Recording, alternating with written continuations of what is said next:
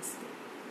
I am Suchitra ma'am from Edu Arena, and today I want to give class 10 students a lesson from their first slide prose, and the lesson is chapter 1 and a letter to God. So from here I want to give you the summary of the chapter. I know that you have gone through this chapter many times, and as your exams are also nearing, I think that we should recapitulate all the chapters, right, from the beginning. So letter to God, I just want to give you the summary. So it won't take long, so please do listen to me carefully so that it becomes crystal clear to you. Okay, and when you know about the summary, you can write any question that comes in the examination. Okay, so you just know what is the summary all about. You go through the lesson, that's enough. So the summary is about, and this letter to God has been written by the author G.L. Fruins. Okay, and today is 4th and I am giving you the lesson, so please do listen to me. And though I am not very good at Hindi, so I am going to speak in English only. Okay, so here we go. So Lanco, we are going to speak about Lanco in this chapter. So Lanco was a very hard worker as a farmer, and he used to live at the top of a hill. Okay, at the top of a hill, which is also, top is also called as the crest, C-R-E-S-T, crest. Okay, crest of the hill. And there he used to live with his family, and they used to grow corn each year. Every year they used to grow corn, and they used to have a good harvest. Okay, and that year it happened so that there was no rain, and so due to scanty rainfall, the harvest was not good. So he was expecting rain because the crops were drying up, and so he expected that rain is going to come, and definitely we will get a good harvest. Otherwise we are going to starve. No, because if they starve, if they don't get a good harvest, they are definitely going to starve.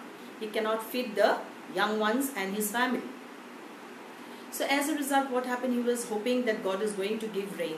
He was a firm believer of God. His faith was never shaken by anyone, and he had unshaken faith in God. So what happened as a result? He was praying to God and always hoping that definitely the rain is going to come and they will have a good harvest. So one day it happened that unexpectedly, yes, the rain has come, and he was very, very happy. Everyone was very happy to get the rain, and his children, they went out to play in the rain. He too, he also went out. There was cool breeze outside, and he was also there. He got the rains, like drops of rain were on his body too. So after some time, he thought that yes, rain is there, but it should be a little bit heavier. So what happened? Soon the cool breeze turned into hailstones. So rain along with snow came. And so this rain with snow, when it comes, and that too very heavily, what happens? It was like frozen pearls, Those snow was like frozen pearls. So it happened, so the children, they were collecting all those snow, and they were feeling very contented and very happy. They are small children. But Lanco was very worried about his crops. They will be destroyed and spoiled, due to the snow along with the rain, heavy rain. So he was praying, my God, what will happen? If this carries on for a longer period, then definitely we will be destroyed, our crops will be destroyed, we will be on the verge of starvation. So yes, that only occurred. Yes, due to the hailstones, what happened, the full harvest was gone. The full crops were ruined. It was destroyed. It was what? It was destroyed, and it was spoiled, and it was totally ruined. And he felt very, very sad what to do and what not to do. He was so confused. And then he thought of doing nothing but writing a letter to God, because everything was destroyed. So he won't have any crop left. No corn.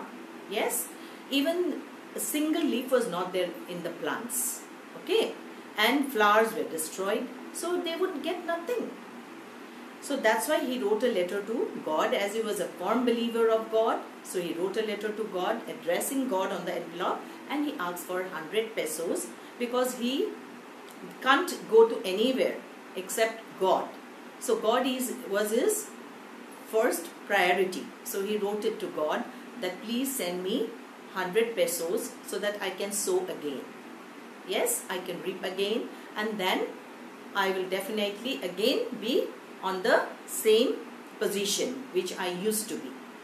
So as a result, what he did, one Sunday he went to the town and he put the letter inside the mailbox. He put it inside. And then he was expecting as usual, like, yes, God is going to reply him. And somehow it got caught, the postman, he happened to open up the mailbox and he collected all the letters and he read this letter. It was a strange letter. He never got such a letter before. So he had a hearty laugh and he went and gave it to the postmaster. He showed him. Let's just see this letter, sir. Who has written and what he has written. Of course, his name was written there, Lanko. So addressing to God and asking for money, right? So he was a firm believer and he was so humble and honest and an innocent person. So he has never came across that, no, the postman. So many years he has been in this profession, never he has come across such a letter like this. So the postmaster also laughed at this letter. Then he thought that, yes, why to laugh at it? He is a firm believer of God and instead we should help him out so that his belief will remain properly. Yes, he will believe in that, firm belief will be there. Yes, on God. So what he did, he gave a part of his salary for Lanko. He kept it aside. Then he asked all the employees who were working in the post office, he asked from everyone to give a small part from their salary in the name of Lanko to keep his faith in God, right? Then they collected all together. Several of his friends also, postmaster's friend also, they also supported and they also thought that yes, we should help this fellow out. So they also gave out of charity. So altogether they had 70 pesos now. So he asked for 100 pesos and they could collect only 70 pesos. So that they collected and kept it inside an envelope. There they have written the name God. Because he thought that it will be God who is going to give him now. So they wrote God. So next Sunday again, Lanko came to the town and he went to the post office as usual and he started asking if he has a letter. Then they said yes, a letter is there for him. And then he took the letter from their hand, from the postman, and then he started reading. God was written there and then he started reading. There are only 70 pesos and he started counting the money. And he was very, very angry. He thought that I have been deceived. God cannot deceive me. He definitely had sent me 100 pesos and 30 pesos have been taken away from me by the cheaters.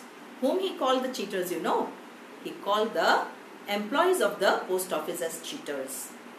Instead they helped him out, but he called them as cheaters, as a bunch of crooks.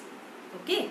So there was no way out. He did not say anybody, but he again took a paper and a pen and on the writing table of the post office, he wrote another letter to God saying that there are 30 pesos were less. So that money, 30 pesos, he should get back from God. He again asked for God that 100 pesos will be enough for me to sow again the crops. Okay. So what he did, he said that this time please don't send the money. He is asking God not to send the money to the post office. He should send it directly to in Lanko's name. So he wrote it there and then he posted it again. So this is all about the story. Okay, this is the summary. So there are three things that we can learn from this summary. What? One is that Lanko was a very, very hard worker like an ox. And secondly, he was a firm believer of God. He had full faith in God, firm belief. And third is what? He never believed in his fellow beings, right? Because those who have helped him in turn, they were called as crooks. So these three things we should learn. We have to learn from this story. So this is all about today. So thank you so much for listening. Okay, thank you. We are going to meet again.